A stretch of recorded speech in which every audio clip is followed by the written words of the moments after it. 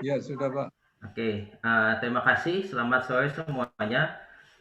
Terima kasih atas kehadirannya di sesi diskusi ini. Saya menyebutnya sesi diskusi karena yang akan saya bawakan di sini lebih ke arah sesuatu hal yang perlu didiskusikan bersama-sama. Perkenalkan dulu, nama saya Anugrah Sabdono Sudarsono. Saya kebetulan bekerja sehari-hari di tempat yang sama dengan Pak Edi dan Pak Nugroho di ITB. Hanya saja kalau saya banyak bekerja di bidang yang terkait dengan akustik.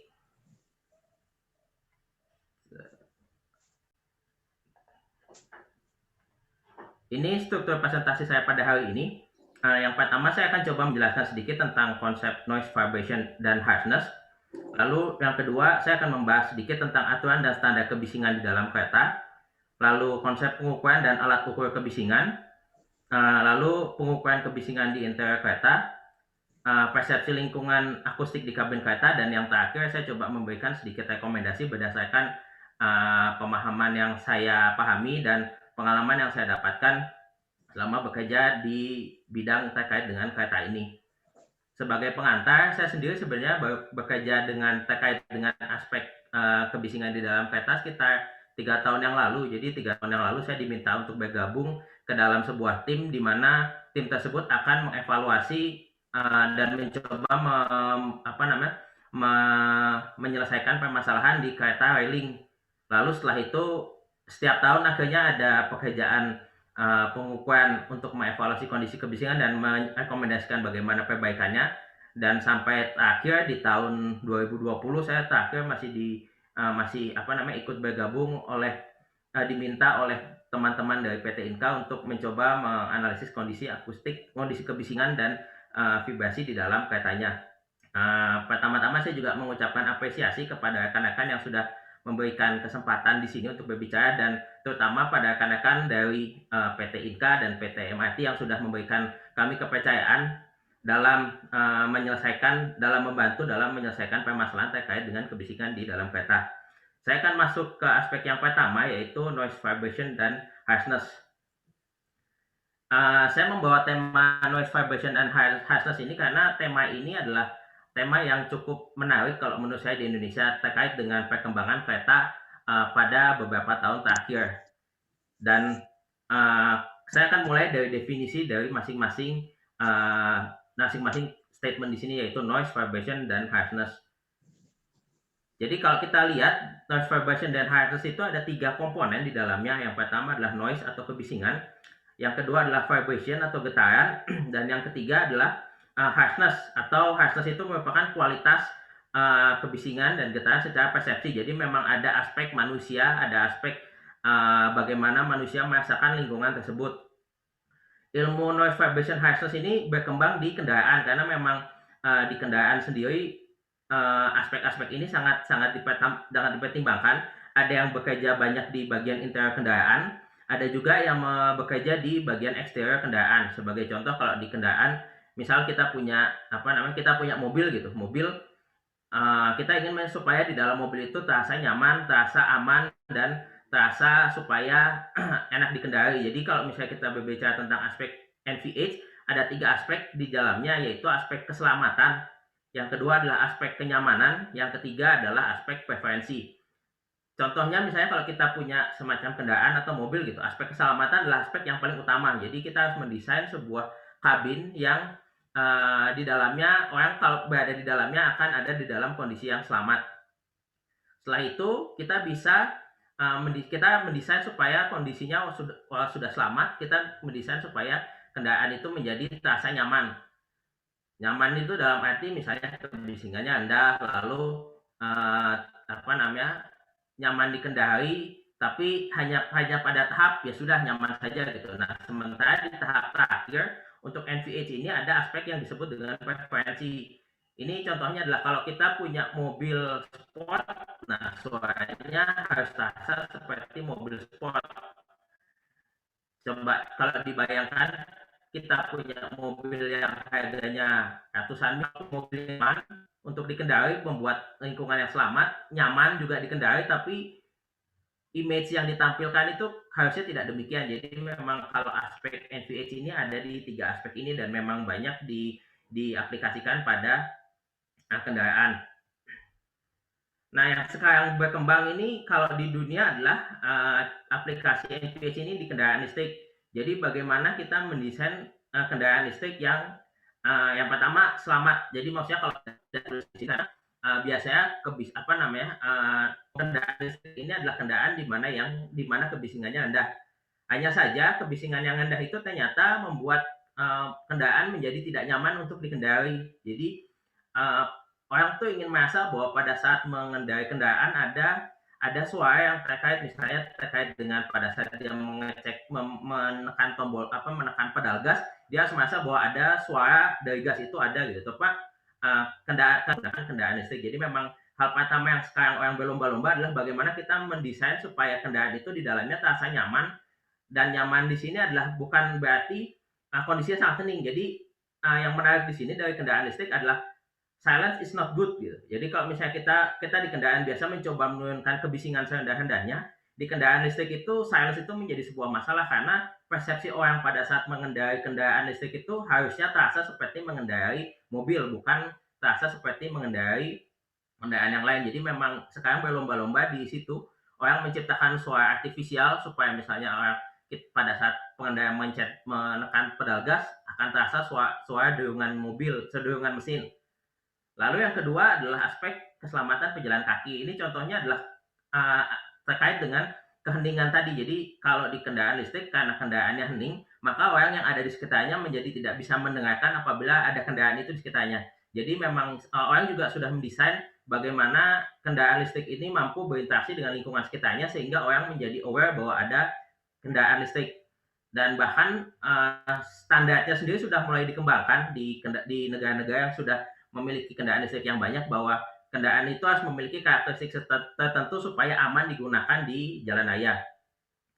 Lalu yang ketiga adalah dari sisi karakter kendaraan. Nah, mobil listrik ini adalah mobil yang dijual dengan image yang dengan harga yang mahal gitu, dan seringkali diberikan image sebagai mobil sport gitu. Dan orang akan merasa bahwa dia memiliki mobil sport tapi kok tidak ada suaranya. Nah, itu orang juga sekarang sedang berlomba-lomba menciptakan karakter mobil yang cocok dengan brandnya. Apalagi kalau kita berbicara merek-merek mobil ternama yang dimana mereka sudah memiliki karakter suara tertentu, mereka ingin supaya kendaraan listriknya tetap memiliki karakter suara seperti kendaraan yang menggunakan mesin biasa.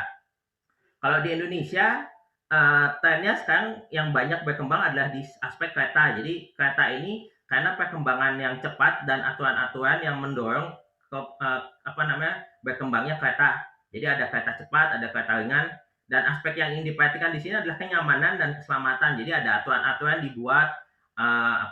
dibuat, lalu terdapat standar-standar baru dan banyak aturan-aturan yang lain. Utamanya adalah untuk menciptakan kenyamanan dan keselamatan. Dan kalau aspek kereta ini sebenarnya sesuatu hal yang menarik, bahwa aspeknya bukan hanya ke dalam keretanya, tetapi di warga sekitar kereta. Karena kalau kita berbicara kereta yang ada di generasi sekarang, kereta ringan itu, dia posisinya ada di kondisi elevated, jadi ada di atas tanah, sehingga uh, propagasi atau perambatan suaranya polanya agak berbeda dengan pada saat kereta ada di bawah. Tapi saya tidak akan membahas yang ke lingkungan ini, saya akan membahas lebih banyak ke dalam kabin interior. Kalau kita berbicara bising, bising ini memiliki dua definisi. Kalau pada level yang tinggi, maksudnya pada tingkat tekanan suara yang tinggi, bising itu bisa dianggap sebagai suara yang berbahaya. Tapi ada juga suara pada level yang rendah yang disebut dengan bising. Misalnya kalau kita sedang akan tidur lalu di kamar kita ada nyamuk gitu. Nah, kalau ada nyamuk suara nging, nah itu kita anggap bising walaupun levelnya rendah. Atau kalau misalnya contoh kasus di rumah tengah malam tiba-tiba meteran listrik bunyi tit tit tit, itu secara tingkat tekanan suara tidak tinggi tapi itu mengganggu. Nah, itu yang disebut dengan bising pada level yang rendah yang sebenarnya merupakan sesuatu suara yang tidak diinginkan. Ini adalah contoh bagaimana aspek-aspek bising yang perlu kita perhatikan di dalam sebuah kendaraan. Nah, efek kebisingan sendiri sebenarnya ada bermacam-macam. Ada yang sifatnya psikologis, ada yang gabungan antara psiko dan psikologis, ada yang sifatnya ke fisiologis. Ini gambar ini menunjukkan range suara yang bisa didengarkan manusia, yaitu sekitar dari 0 desibel sampai 140 desibel. Kalau nilai kebisingan di atas 90 desibel, itu sudah pasti urusannya ke yang sifatnya keselamatan karena akan memberikan efek yang sifatnya fisiologis. Kalau nilainya kira-kira di antara 60 sampai 90, ini efeknya lebih baik gabungan antara psikologis dan fisiologis. Sementara kalau yang levelnya agak rendah, mungkin sekitar 50 sampai 60, itu efeknya lebih banyak ke psikologis. Nah, bising ini menjadi sesuatu hal yang perlu diperhatikan karena secara secara langsung ataupun tidak langsung, kebisingan ini memiliki efek ke kesehatan seperti ketergangguan, ke aspek ke penyakit jantung, ke kesulitan kita untuk berkomunikasi, pengurangan pendengaran, performa kita di tempat kerja, produktivitas saat bekerja, aspek psikososial. Jadi misalnya orang yang terpapar bising cenderung lebih emosi sehingga interaksinya dengan orang lain akan lebih buruk dibandingkan orang yang bekerja di lingkungan yang lebih tenang. Gangguan tidur dan social behavior. Social behavior itu adalah misalnya kita ada di lingkungan di mana satu daerah itu terpapar bising, maka perilaku di daerah orang yang terpapar bising tinggi itu akan berubah dan akan menyebabkan gangguan. Secara umum efek kebisingan ada dua, ada yang sifatnya langsung ke pendengaran, ada yang sifatnya tidak langsung ke pendengaran. Kalau yang terkait ke pendengaran misalnya kelelahan pendengaran, gangguan pendengaran, kehilangan kemampuan mendengar, jadi kemampuan mendengarnya berkurang, dan lalu yang parahnya adalah ketulian. Yang berbahaya dari kebisingan ini adalah efeknya tidak langsung. Jadi orang yang ada di lingkungan yang bising bisa jadi dia merasa biasa-biasa saja, tapi secara tidak terasa pendengarannya turun sampai akhirnya menyebabkan ketulian. Lalu pada aspek yang sifatnya non auditory atau yang tidak berhubungan dengan pendengaran, biasanya kebisingan ini akan menyebabkan ketergangguan. Jadi kita akan merasa terganggu apabila mendengarkan bising itu. Lalu gangguan dalam komunikasi. Jadi kalau misalnya dengan bising yang tinggi, maka kita harus berteriak-teriak atau menyampaikan suara dengan level yang tinggi. Penurunan efisiensi kerja. Jadi kita karena susah berkonsentrasi, efisiensi kerja turun. Lalu terakhir adalah gangguan fisik yang tidak terkait dengan pendengaran, misalnya merasa lelah atau merasa pusing. Nah, kalau getaran tadi mungkin sudah dijelaskan lebih detail di belakang gitu, tapi kalau di sini konteks getarannya adalah getaran yang diterima manusia atau kita menyebutnya dengan whole body vibration. Ada efeknya jangka pendek seperti kelelahan, pusing, mual, kehilangan keseimbangan, atau jangka panjang. Jadi gangguan ke peredaran darah pada usus, gangguan pada pernapasan, dan bisa sampai mengubah postur tubuh. Nah, yang terakhir ini agak unik adalah harshness. Harshness ini adalah sebuah terminologi yang sebenarnya tidak ada standarnya. Jadi ini ada terminologi yang lebih terkait ke persepsi manusia dan lebih terkait ke kualitas suara yang sifatnya subjektif. Misalnya contoh mobil sport suaranya berbeda dengan multipurpose vehicle. Jadi mobil sport ini dari sisi kebisingan ada di level yang aman, dari sisi tingkat kebisingan juga ada di lingkungan yang nyaman, tapi dituning karakternya supaya memiliki karakteristik tertentu. Nah, harshness ini lebih banyak berkaitan dengan persepsi manusia, bagaimana manusia menerima lingkungan suara tersebut, dan bisa saja gangguannya disebabkan bukan karena tingkat tekanan suara yang tinggi, tapi lebih ke karena komponen frekuensi atau komponen suara di dalamnya. Nah, kalau kita berbicara pada kabin kereta, ada beberapa hal yang perlu diperhatikan. Yang pertama adalah tingkat kebisingan, yang kedua adalah tingkat getaran seluruh tubuh, yang ketiga adalah karakteristik dari suara kebisingan itu seperti apa. Lalu karena di NVH ini ada suatu fungsi di mana harus memberikan informasi kepada penumpang, jadi biasanya aspek kejelasan informasi dari pengumuman di dalam kereta itu menjadi salah satu hal yang diperhatikan terkait dengan kondisi kebisingan di dalam kereta. Untuk yang saya akan bahas lebih banyak adalah terkait dengan kebisingan dan mungkin sedikit dengan kejelasan informasi. Untuk tingkat getaran seluruh tubuh, saya sebenarnya belum pernah melakukan pengukuran sendiri, dan saya juga saya juga mungkin karena memang tidak terlalu banyak berurusan di sini, dan kebetulan memang belum tidak terlalu banyak pekerjaan terkait dengan getaran. Saya tidak melakukan mitigasi secara lebih lanjut terkait dengan getaran ke seluruh tubuh. Hanya saja identifikasi sumber kebisingan di dalam. Nah, saya akan masuk ke aturan dan standar kebisingan di dalam kabin kereta. aturan dan standar kebisingan ini menjadi sesuatu hal yang menarik gitu, karena aturannya sendiri sudah ada dan menjadi kewajiban bagi operator, bagi penyedia jasa dan dari produsen untuk untuk mencapai standar dan aturan yang berlaku di Indonesia. Hanya saja banyak hal di dalam aturan itu sebenarnya yang bisa kita diskusikan sama-sama. Saya akan mulai pertama dari baku mutu kebisingan dan getaran di lingkungan kerja. Jadi ini adalah aspek kebisingan yang terkait dengan keselamatan. Ini ada beberapa aturannya sebenarnya, tapi saya ambil contoh di sini Permenkes nomor 70 tahun 2016, standar dan persyaratan kesehatan lingkungan kerja industri. Di sini diatur dua aspek, yaitu tingkat kebisingan 85 desibel 8 jam dan baku mutu getaran seluruh tubuh. Yang harus dipahami adalah 85 desibel selama 8 jam itu merupakan dosis kebisingan. Jadi manusia itu secara aman, tidak nyaman, aman, boleh menerima kebisingan selama 85 desibel A selama 8 jam. Nilainya, dosisnya juga berubah-ubah kalau waktu terpaparnya juga berbeda-beda. Ini adalah contoh lampirannya. Jadi desibel kita manusia boleh terpapar dalam kondisi aman.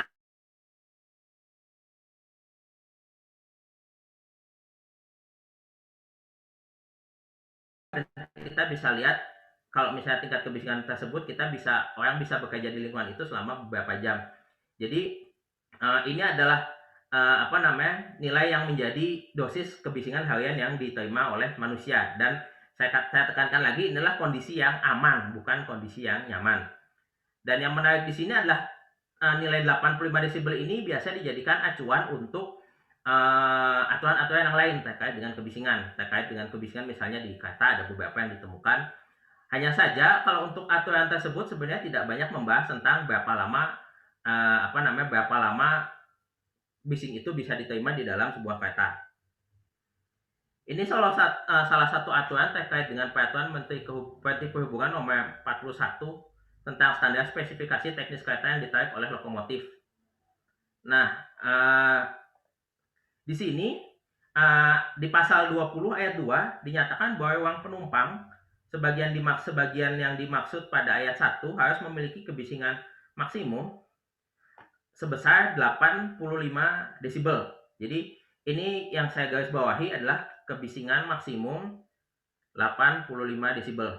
Lalu ada terkait dengan kereta pembangkit itu juga 85 desibel A diukur 6 meter dari luar ruang pembangkit.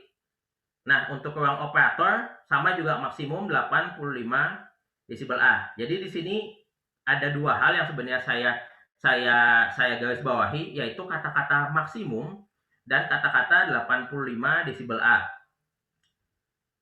Yang bisa kita diskusikan di sini adalah aspek standar ini mengacu ke aspek keselamatan, di mana kalau misalnya kita mengingat aspek keselamatan 85 desibel tadi, sebenarnya di dalamnya ada faktor lama waktu paparan, tapi di kereta ini sebenarnya tidak diatur.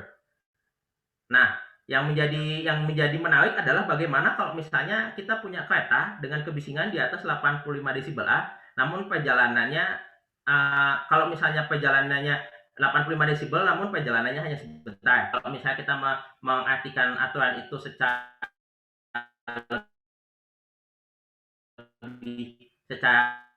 saklek gitu. Jadi ini tidak boleh.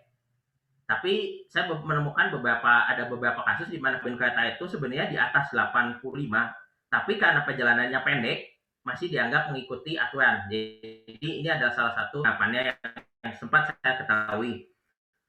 Lalu yang menarik lagi di sini adalah kalau perjalanannya lebih dari 8 jam, perjalanannya 85 desibel, 8 jam berarti masih kondisi aman gitu. Tapi kalau misalnya kereta itu ternyata perjalanannya 16 jam, itu berarti aspek keselamatannya bisa jadi terlewat. Sekali lagi ini hanya bahan diskusi untuk kita tanyakan nanti pada saat sesi tanya jawab. Lalu yang kemudian harus kita diskusikan adalah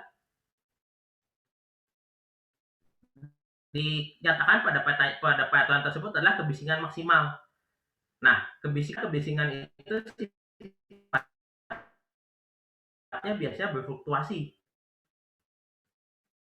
Jadi apa sebenarnya kita ukur periode katakanlah 1 menit, lalu periode 1 menit itu kita catat kebisingan tertingginya berapa, padahal kebisingannya kan sebenarnya dia pasti nilainya berfluktuasi. Jadi saya belum menemukan standar bagaimana kita mendefinisikan si kebisingan maksimal itu. Apakah kebisingan maksimal itu pada saat dilakukan pengukuran di lapangan, kita lihat nilai tertingginya berapa itu yang dijadikan bising maksimal, atau misalnya pada kondisi terukur di situ, lalu kita lihat bahwa misalnya pada kecepatan tertentu nilai kebisingannya konstan pada satu nilai, itu yang kita ambil. Nah itu bisa menjadi perdebatan bagaimana kita mendefinisikan bising maksimal itu hanya sesaat atau bising yang kontinu yang kemudian ada di latar belakang.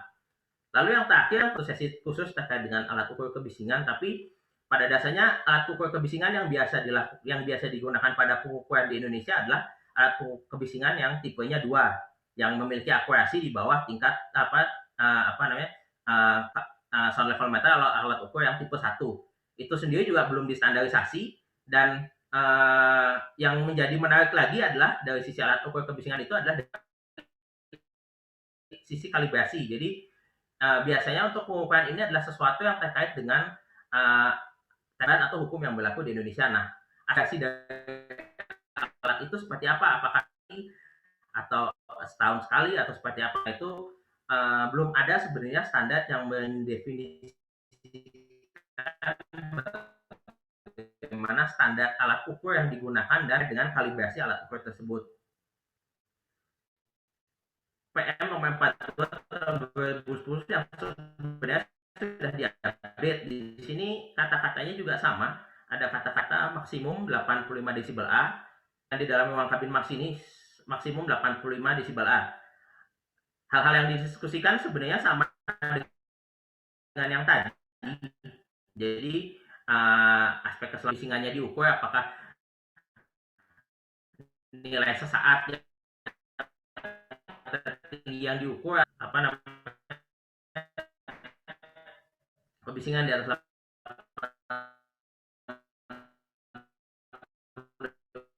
desibel A, tapi perjalanannya sebentar. Dan terakhir dengan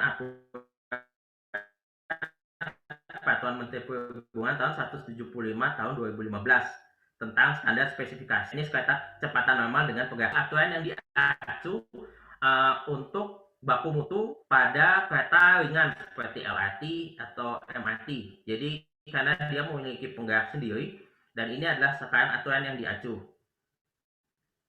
Nah, dari pasal 15 ayat 2 ada pernyataan bahwa kebisingan tadi di kondisi ruang tertutup maksimum 80 desibel A. Jadi sudah standarnya sudah diperberat kalau tadi 80, dan di sini dinyatakan pada kecepatan maksimum operasi. Nah, yang menarik di sini adalah tidak ada definisi bagaimana kita mengukur di kecepatan maksimum operasi. Jadi apakah nanti pada saat kereta berjalan maksimum, lalu kita ukur, lalu kita lihat nilai tertingginya berapa. Kita mengambil misalnya nilai ekivalen atau kebisingan ekivalen pada periode tertentu. Nah, itu di Indonesia belum ada aturannya, sehingga bisa jadi menjadi dispute antara regulator dan operator tentang bagaimana sebaiknya hal itu diukur. Dan yang menarik lagi adalah kalau misalnya kita bicara kebisingan, bisa saja ditemukan kasus misalnya pada saat kereta berjalan pada kecepatan tertinggi, tiba-tiba dia mengalami di perjalanan ada rel yang sambungannya tidak rata, jadi dengan suara jeduk. Nah, si jeduk itu sebenarnya bisa meningkatkan tingkat kebisingan maksimum, tapi hanya sesaat. Apakah itu yang dijadikan acuan atau seperti apa? Nah, itu yang harus kita diskusikan sama-sama nanti. Lalu kedua juga standar alat ukur. Jadi nanti akan saya bahas detail di dalam tentang perbedaan standar alat ukur tentang tipe 2 atau tipe 1, tapi ternyata pengukuran dengan menggunakan alat ukur yang biasa digunakan di Indonesia atau SLM tipe 2 ternyata bisa jadi menimbulkan masalah kalau kita melakukan pengukuran di kereta interior kereta dengan karakteristik kebisingan yang berbeda dengan karakteristik kebisingan lingkungan. Nanti akan saya dibahas di segmen yang khusus di bawah. Lalu yang terakhir adalah ada beberapa kasus di mana kebisingan tertinggi bukan ada pada kecepatan maksimum, tapi ada pada saat berbelok. Jadi karena berbelok mungkin kurvaturnya terlalu terlalu kecil atau dia terdapat gesekan dengan yang lain sehingga kebisingannya lebih tinggi dibandingkan dengan berbelok. Tapi memang karena aturannya tidak mengatur tersebut, jadi memang lebih fokus pada kecepatan maksimum operasi. Nah, untuk kabin masinis juga sama, dinyatakan 80 desibel A pada kecepatan maksimum operasi. Jadi memang yang berubah ada dua aspek di sini, si 80 desibel A ini sama kalau dia biasa pada di maksimum 80 desibel A untuk yang kebisingan tertinggi, ini pada kecepatan maksimum operasi. Jadi bahasanya agak diubah di dalam aturan. Yang aspek yang didiskusikan masih sama dengan yang tadi terkait dengan kondisi kebisingan yang berfluktuasi dan bagaimana kita mendefinisikan parameter apa yang bisa kita gunakan untuk merepresentasikan kebisingan yang terjadi pada kecepatan maksimum operasi. Lalu standar alat ukur tipe 2, tipe 1, kalibrasi, pengambilan waktu pengambilan datanya, dan yaitu tadi terdapat kasus kebisingan yang lebih tinggi pada saat berbelok. Nah, yang terakhir adalah sebenarnya kalau dari sisi aturan, ada aturan yang terkait dengan terkait dengan pengumuman di dalam kereta. Jadi aturannya itu ada di Peraturan Menteri Perhubungan Nomor 63 Tahun 2009 tentang standar pelayanan minimum angkutan orang dengan kereta api. Jadi di situ itu ada informasi di dalam bentuk audio atau suara harus terdengar jelas dengan intensitas 10 desibel lebih tinggi dari kebisingan yang ada. Nah, 10 desibel itu tadi kebisingan tadi kan suaranya berfluktuasi ya. Jadi kita dari sisi kebisingannya berfluktuasi, dari sisi pengumuman juga kalau kita mengatakan juga dia akan berfluktuasi gitu. Jadi acuannya sepertinya apa gitu. Jadi menyatakan 10 desibel itu apakah dari kebisingan tertinggi yang pada saat kita ukur di misalnya pada operasional tertinggi, atau misalnya 10 desibel itu kita ambil kita sudah tahu nih bahwa sampel suara kita segini, misalnya katakanlah dalam periode 30 detik ternyata memiliki nilai L ekivalen berapa, apakah itu yang dijadikan acuan, dan itu diatur 10 desibel yang lebih tinggi dari kebisingan tertinggi yang memang yang sudah didefinisikan sebelumnya.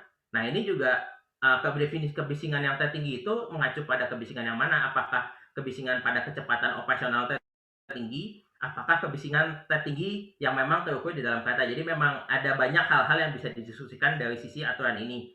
Nah, sebagai pembanding saya coba tampilkan juga standar yang berlaku di luar negeri. Ini untuk untuk standar pengukuran whole body vibration saya tidak akan membahas detail di sini, tapi diatur pada ISO 2631. Cuma karena kasus yang dihadapi di Indonesia lebih banyak kebisingan, saya akan lebih banyak membahas tentang standar pengukuran kebisingan di dalam kabin kereta. Nah, yang menarik dari kebisingan di dalam kereta ini adalah kebisingannya dipengaruhi oleh sarana dan prasarana. Jadi dipengaruhi oleh keretanya sendiri dan interaksi si kereta dengan prasarananya, misalnya dengan rel. Lalu nilainya juga berubah terhadap waktu karena nilai kereta ini bergerak, nilainya berubah-ubah dan banyak faktor yang menyebabkan perubahan kebisingan itu. Kebisingannya juga dipengaruhi oleh kecepatan. Dan yang terakhir adalah kalau misalnya tantangan dalam mengstandarisasi di Indonesia sebenarnya adalah jenis alat ukur yang digunakan gitu, karena SLM ini atau alat ukur kebisingan ini dia memiliki range yang harga yang sangat tinggi sekali dari yang harganya 300.000 sampai yang harganya 150 juta juga ada gitu. Jadi sebenarnya standar apa sih yang perlu kita kembangkan terkait dengan pengukuran kebisingan di dalam kabin kereta? Nah, ini yang akan saya bahas. Yang pertama adalah ini adalah standar pengukuran kebisingan dalam kereta yang dikeluarkan oleh ISO. Jadi ini saya coba sarikan aspek-aspek apa saja yang penting. ISO-nya ada di ISO 3381. Yang pertama adalah pengukuran dilakukan dengan instrumen pengukuran tipe 1. Instrumen pengukuran tipe 1 adalah alat ukur yang biasa dikenal dengan alat ukur yang sifatnya presisi. Jadi dia memiliki error yang lebih rendah dibandingkan dengan tipe 2. Sehingga sebaiknya ini yang digunakan pada saat, bahkan bukan sebaiknya, bahkan alat ukur ini direkomendasikan oleh ISO untuk pengukuran kebisingan di dalam kereta api.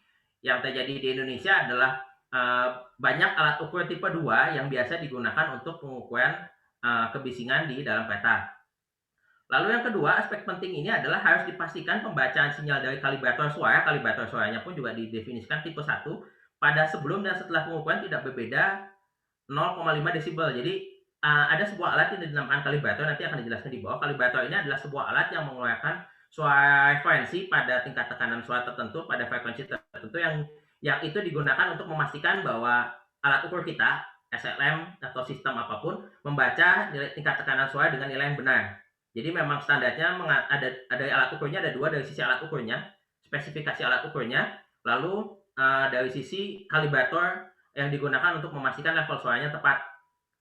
Dan ini maaf agak terlewat tulisannya di sini gitu. Jadi terkait dengan kalibrator di sini, kalibrator harus diverifikasi oleh pihak berwenang. Ini aturan dari ISO 1 tahun sekali, dan instrumen pengukuran harus diverifikasi oleh pihak berwenang setiap 2 tahun sekali. Di Indonesia sebenarnya sudah ada pihak berwenang untuk mengkalibrasi alat-alat ini di Badan Standarisasi Nasional. Nanti saya juga tunjukkan salah satu linknya yang dimana kita bisa melakukan kalibrasi. Jadi memang aspek pertama yang dibahas dalam ISO ini adalah dari sisi alat ukurnya. Alat ukurnya harus tipe 1, kalibratornya juga tipe 1, dan bagaimana uh, apa namanya kalibrasi dari alat tersebut, dari kalibrator dan sound level meternya dikalibrasi oleh pihak yang berwenang di suatu negara. Lalu untuk koreksi, ada koreksi dengan bising latar belakang. Misalnya kalau lebih besar dari 10 desibel tidak perlu koreksi, dan kalau misalnya 6 sampai 9 desibel ada koreksi minus 1 desibel, dan 5 sampai kalau misalnya ada apa namanya lebih dikoreksi minus 2%, ini maaf ini saya minus 5 desibel salah satu. Jadi nanti mungkin saya perlu koreksi lagi nanti. Penumpang, jendela, dan kondisi itu kondisi tertutup. Dia juga ada faktor untuk kecepatan 70 km per jam. Maksudnya buat matanya. Yang mega. Itu akan beradaptasi Yang level itu loh.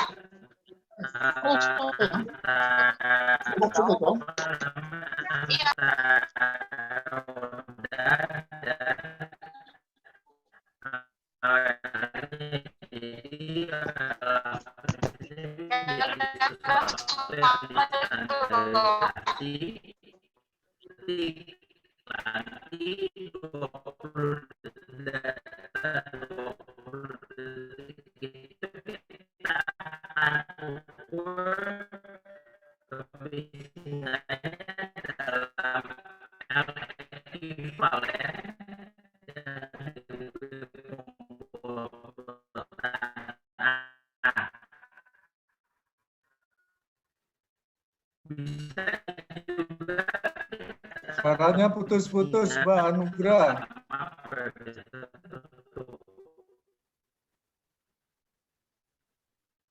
Oh, sebentar Pak.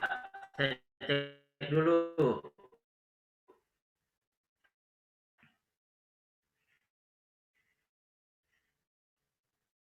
Oh, oke. Sebentar, mungkin saya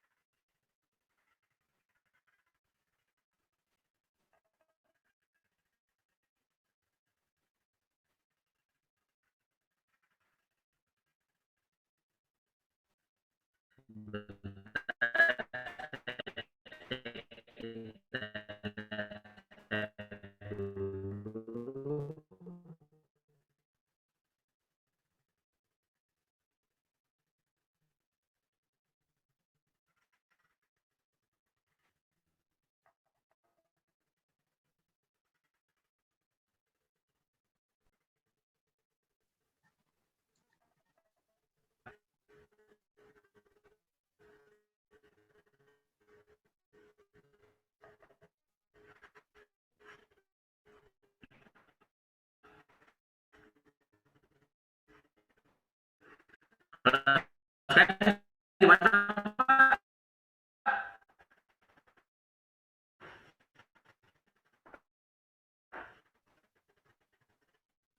Suara belum muncul, Pak.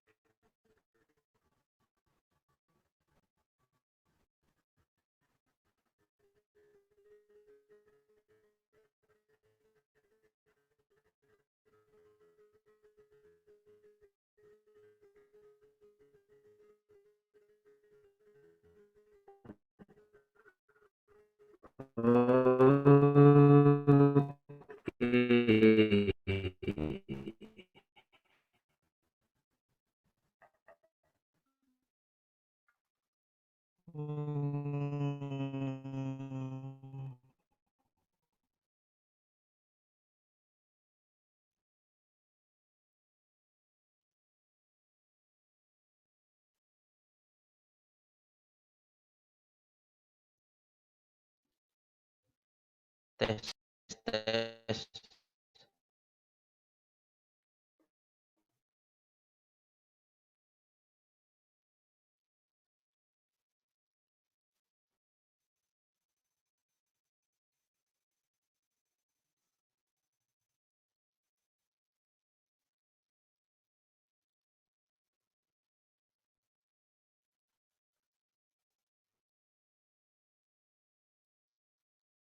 Saya coba izin.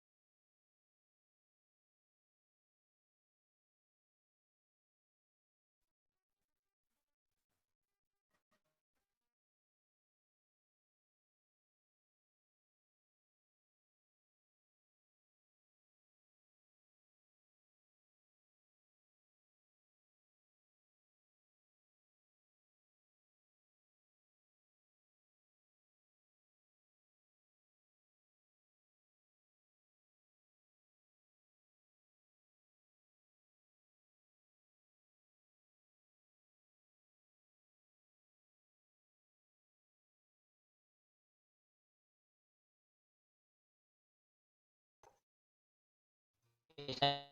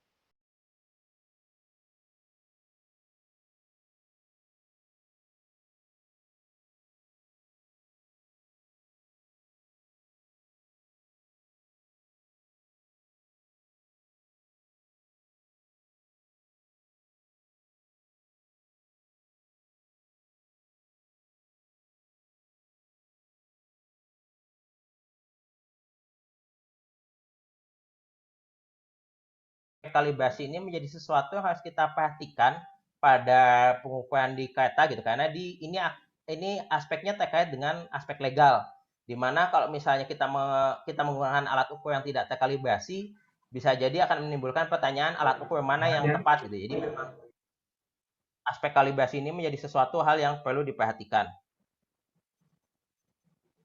Nah, ini contoh pengukuran kebisingan di interior kereta.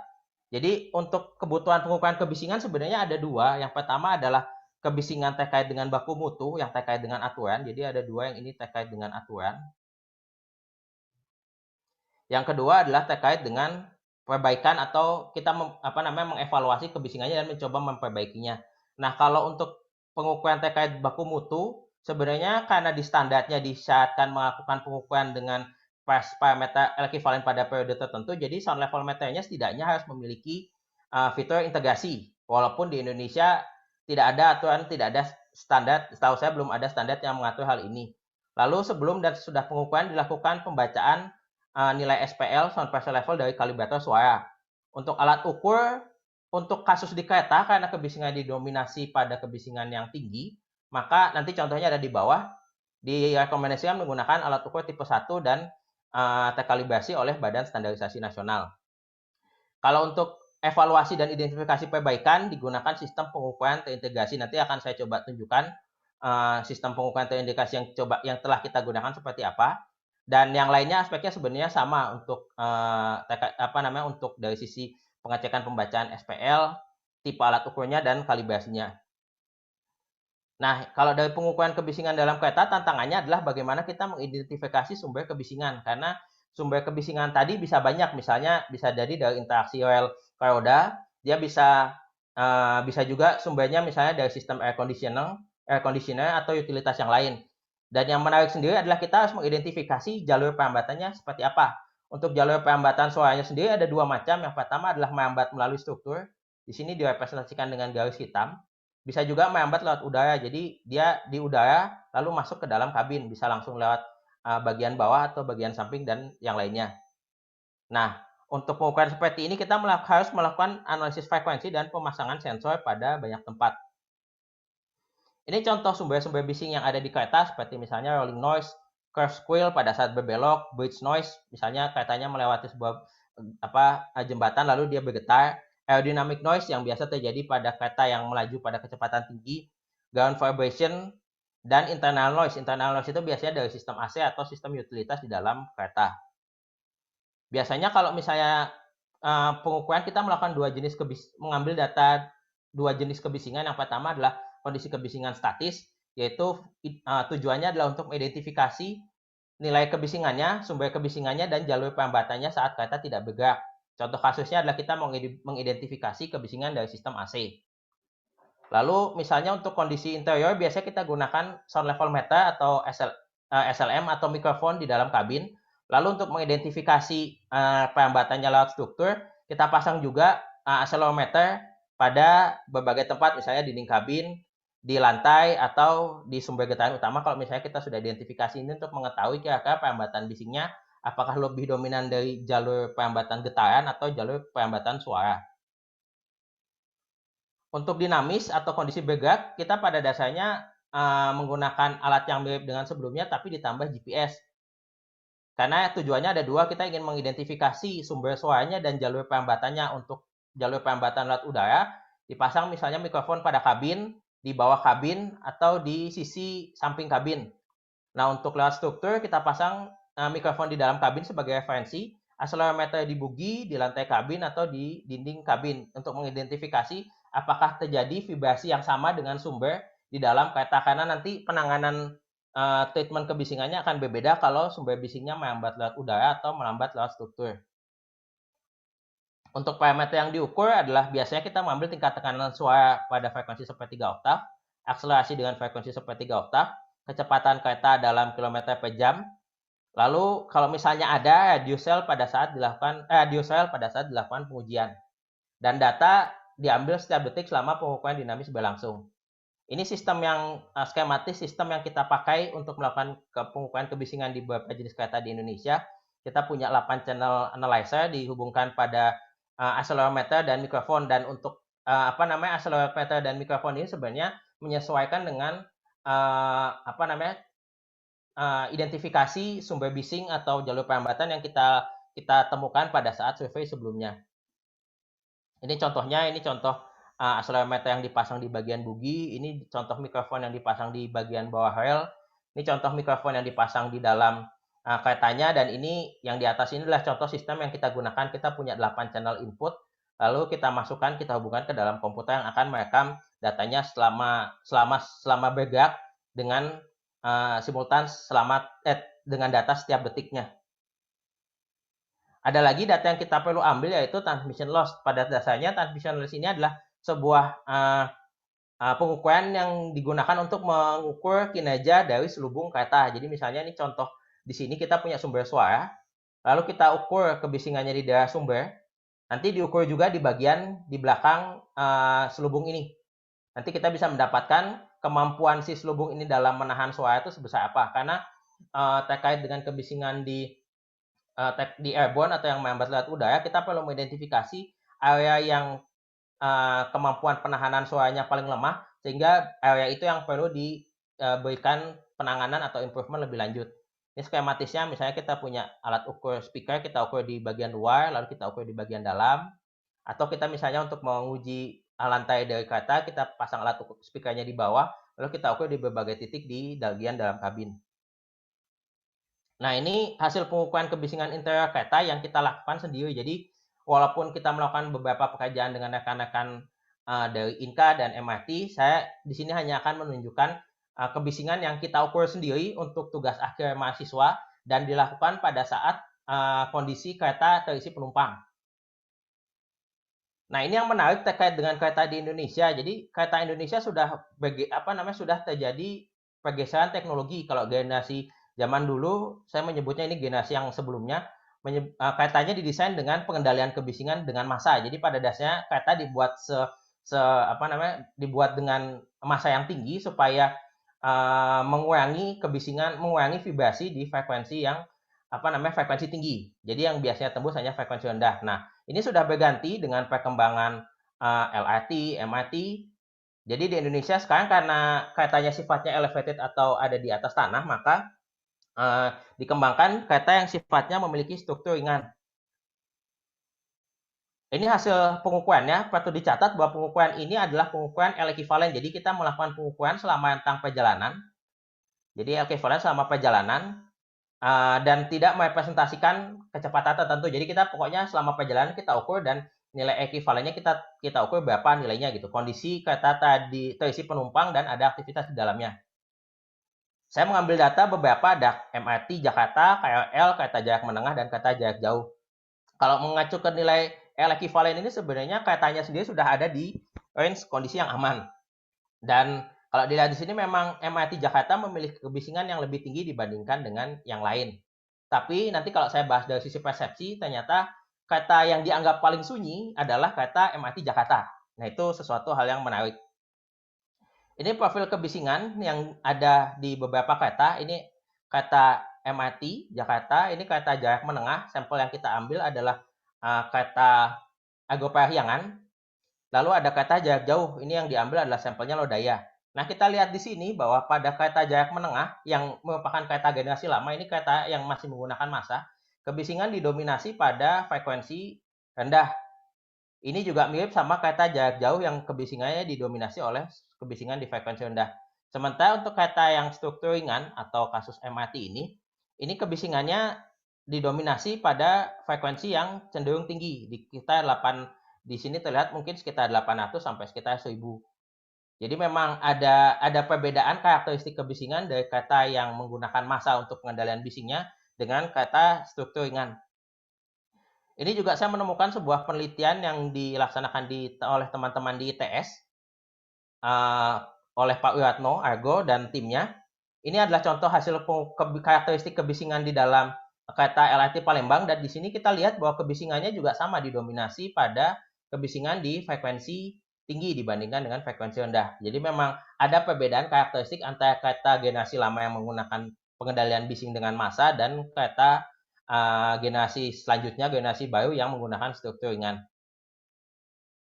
Nah, untuk kebisingan utama sendiri kalau dari LRT dan MRT Jakarta, kebisingan ada beberapa karakteristik yang akhirnya kita menyimpulkan bahwa itu kebisingan yang disebabkan oleh rolling noise. Yang pertama adalah kebisingannya meningkat seiring dengan peningkatan kecepatan kereta, lalu terjadi frekuensi dominan pada frekuensi 800 Hz. Nah, ini ciri-ciri kebisingan dari rolling noise yang diambil dari buku David Thompson. Kalau misalnya rolling noise itu biasanya mereka memiliki karakteristik perubahan nilai kebisingan terkait dengan kecepatan mengikuti persamaan seperti ini. Dan hal ini kita identifikasi pada pengukuran di LRT dan MRT Jakarta. Frekuensi dominannya juga ada di sekitar 800 sampai ke 1000 Hz. Jadi memang karakteristik frekuensi dominan ini mirip dengan yang kita temukan di LRT dan MRT Jakarta. Sehingga kita sementara ini bisa menyimpulkan bahwa sumber kebisingan utama adalah dari sisi rolling noise. Rolling noise sendiri sebenarnya cukup menarik karena sumber bising utamanya adalah interaksi antara rel dan keretanya. Jadi ini sumber bising utamanya nanti dia merambat melalui struktur, bisa melalui struktur ke sini atau merambat lewat udara. Dan ini sebenarnya bisa disebabkan oleh dua hal. Yang pertama adalah tingkat kekasaran dari rel keretanya. Yang kedua adalah kekasaran dari roda keretanya. Nah, yang menjadi menarik di sini adalah tantangan perbaikannya muncul karena terdapat dua komponen di dalamnya. Ada terkait keretanya, yaitu terkait rodanya, lalu terkait dengan infrastruktur, ini dari sisi sumber bisingnya. Yang menarik di Indonesia adalah kita sendiri belum menstandarisasi kondisi kekasaran atau roughness dari rel. Itu sendiri juga karena sampai saat ini saya belum menemukan alat yang bisa melakukan pengukuran seperti itu. Jadi kalau misalnya ada rekan-rekan yang memiliki alat pengukuran tersebut, setidaknya kita bisa mengevaluasi kondisi kekasaran rel di Indonesia seperti apa. Nah, ini karena tadi kita berbicara masalah noise, vibration, dan harshness, berarti di dalamnya ada aspek manusia di dalamnya atau ada aspek manusia yang merasakan lingkungannya.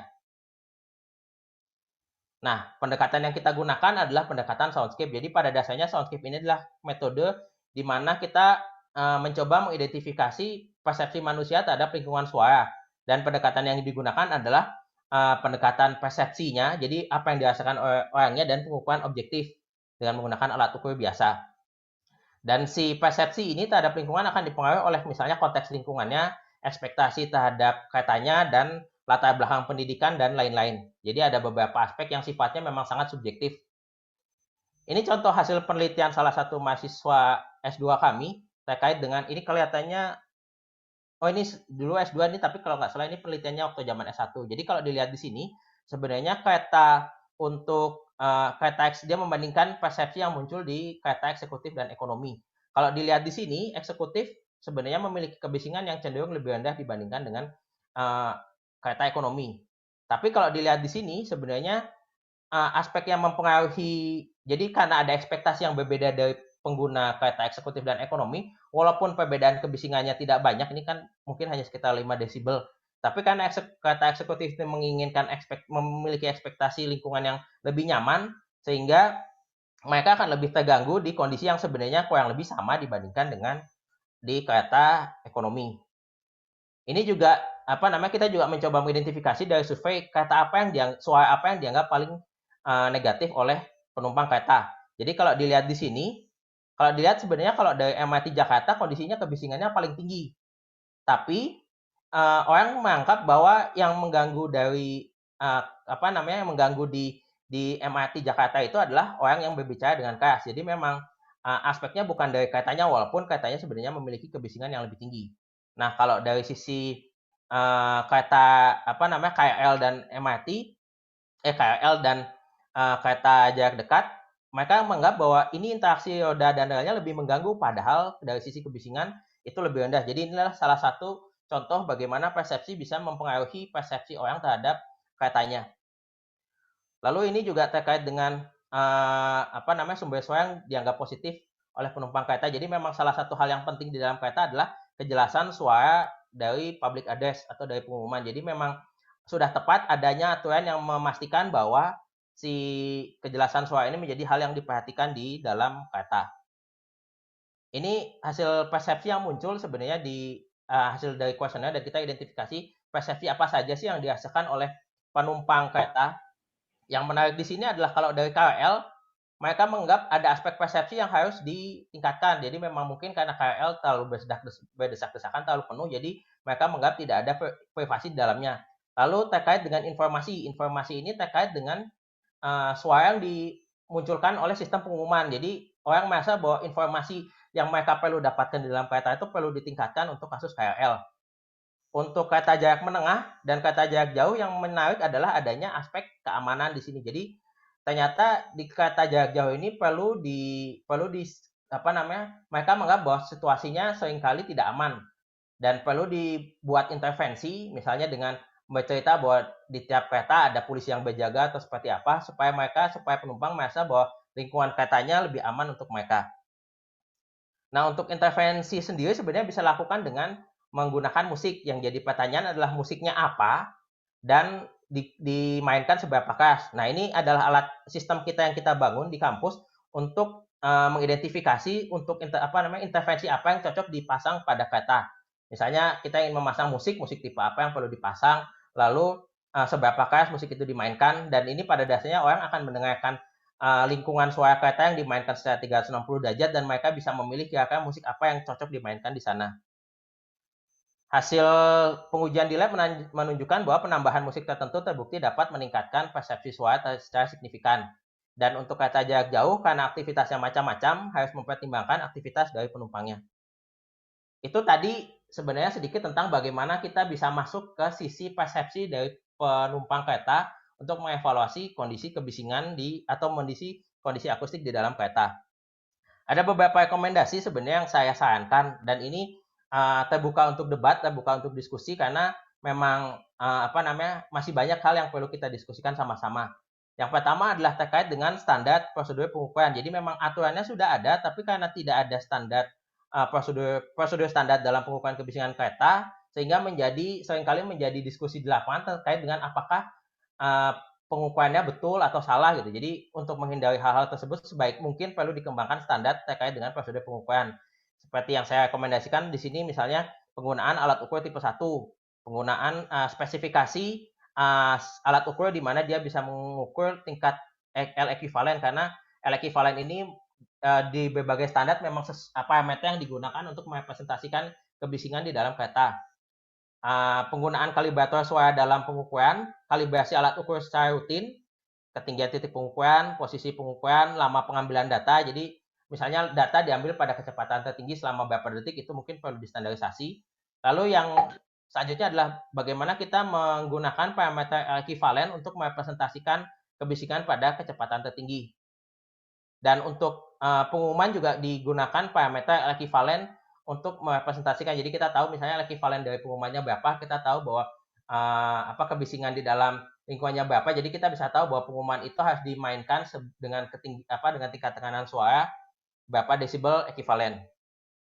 Untuk prasarana kita juga perlu melakukan pengukuran kekasaran gitu, karena bisa jadi kondisi kereta di tempat lain yang sunyi. Jadi katakanlah kita punya satu tipe kereta, kita uji di kondisi rel yang halus dengan nilai dengan standar tertentu, ternyata di situ halus, tapi pada saat kereta itu digunakan di tempat yang lain, keretanya sama persis, spesifikasinya sama persis, tapi karena kekasaran relnya ternyata lebih tinggi, yang kita sendiri juga tidak pernah melakukan pengukurannya di Indonesia, kita tidak tahu seberapa harus kita melakukan intervensi terhadap kekasaran tersebut. Lalu untuk produsen kereta, mungkin kita juga perlu mengadakan transfer ilmu terkait dengan pengukuran kebisingan dan identifikasi jalur perambatan bising. Dan biasanya kalibrasi juga perlu dilakukan gitu, karena biasanya produsen kereta juga punya alat ukur sendiri, sehingga pada saat mereka melakukan pengukuran secara internal, mereka tahu bahwa hasil yang didapatkan akan sama apabila dilakukan pengukuran dengan pihak lain. Lalu peningkatan kerjasama dengan universitas atau pusat penelitian dalam pengembangan kereta yang lebih sunyi. Untuk operator jasa transportasi dan dinas terkait, peningkatan pemahaman terhadap aspek kebisingan dalam kereta, metode pengukurannya, dan kalibrasi terhadap alat ukur yang dilakukan secara berkala. Untuk pusat penelitian, kita juga mungkin harus melakukan kerjasama penelitian untuk mengidentifikasi sumber dan mekanisme perambatan bising pada sarana dan prasarana, terutama pada kereta yang ada di Indonesia. Itu saja dari saya. Terima kasih atas perhatiannya. Mohon maaf kalau tadi suaranya sempat putus dan ada gangguan teknis lainnya. Terima kasih. Baik, suara saya terdengar enggak ya, ini Pak Nanu? Jelas, Pak. Jelas, Pak. Oke, makasih. Makasih Pak Nanu. Kita lanjutkan dengan diskusi tanya jawab ya. Ini ada dari Pak Dahlan.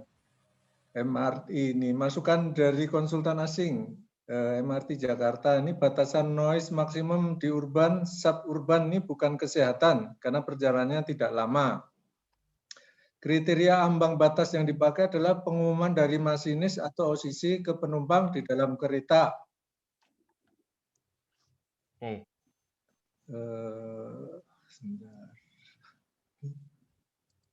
Saat emergensi ya, Pak? Iya. Kemudian Sorry, dilanjutkan yang tadi itu, Pak. Ya, ini tadi yang kriteria ambang batas yang dipakai adalah pengumuman dari masinis atau OCC ke penumpang di dalam kereta pada saat terjadi keadaan darurat harus bisa terdengar jelas dan dimengerti oleh semua penumpang. Dia menyarankan maksimal 80 dBA pada kecepatan operasi maksimal. Gimana nih komentarnya? Barangkali ada komentar. Batas interior noise KA cepat. Ini PM 692019 maksimum 75 dBA. Dari Pak Nanu atau ada komentar dari Bapak-bapak MRT atau LRT? Kalau dari saya mungkin komentarnya begini Pak, untuk masalah pengumuman tadi sebenarnya yang penting adalah kalau di aturan tadi kan sebenarnya yang diatur adalah tingkat tekanan suaranya harus 10 desibel di atas kebisingan di di dalam kereta gitu. Tapi kita juga sebenarnya harus mengidentifikasi sebenarnya bagaimana kita mengidentifikasi 10 desibel itu kalau dari sisi pengumuman itu kan suaranya akan berubah-ubah tuh.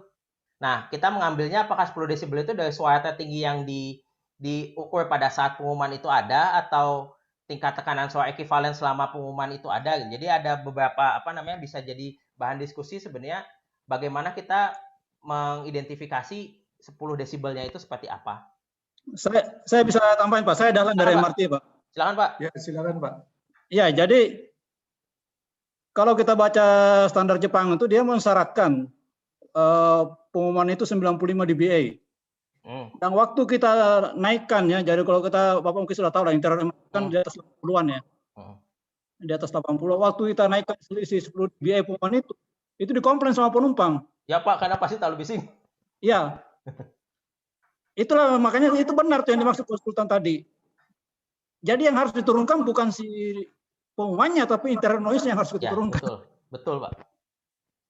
Jadi saya meyakini bahwa 80 dBA itu hal yang sangat lumrah dan dia memberikan solusi praktis apa yang dibilang bising. Dia bilang gini, kalau kita ngobrol di dalam kereta itu kita nggak bisa ngomong dengan enak atau dengan jelas, itulah yang bising katanya. Ya. Untuk kereta metro ya. Ya. Dan 85 dB itu terlalu tinggi semuanya. Betul, memang Pak. Dan kita bisa merasakan ya. Betul. Di underground terlalu bising.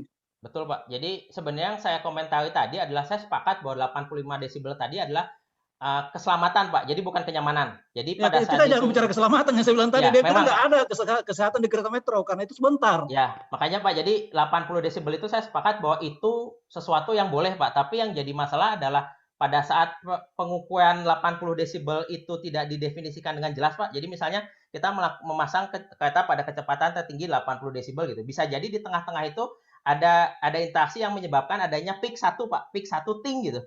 Itu kan naik Pak. Bisa jadi selama itu 80 gitu, tapi bisa naik gitu. Nah, itu yang harus mungkin perlu distandarisasi bagaimana mendefinisikan si kebisingan tertinggi itu.